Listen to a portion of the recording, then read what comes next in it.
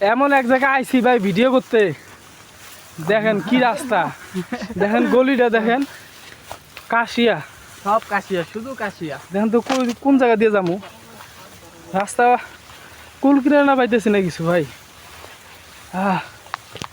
Funny video করতে আইছি, তা হারা গেছি কে মাঝখানে, অবশেষে পাইলাম ভাই।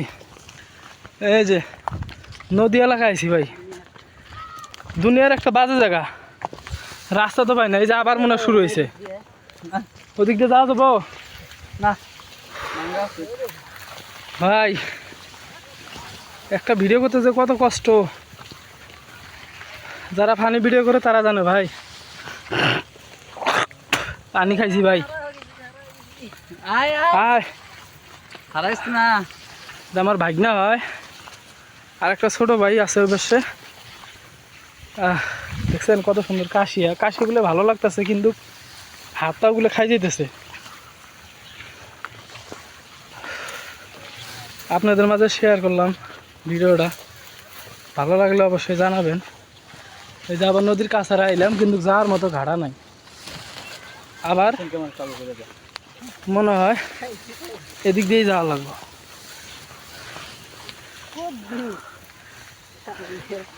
রাস্তা ভাই শেষ হয় না ভাই।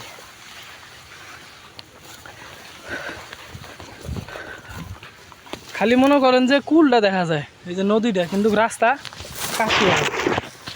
দেখছেন, এই যে অবশেষে পাইলাম রাস্তা ভাই।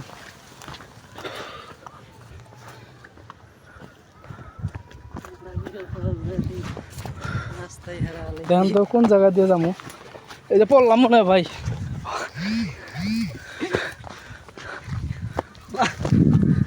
ও, তবে আমার কাছে জায়গাটা অনেক ভালো লাগতেছে, জায়গাটা অনেক সুন্দর, খুবই সুন্দর,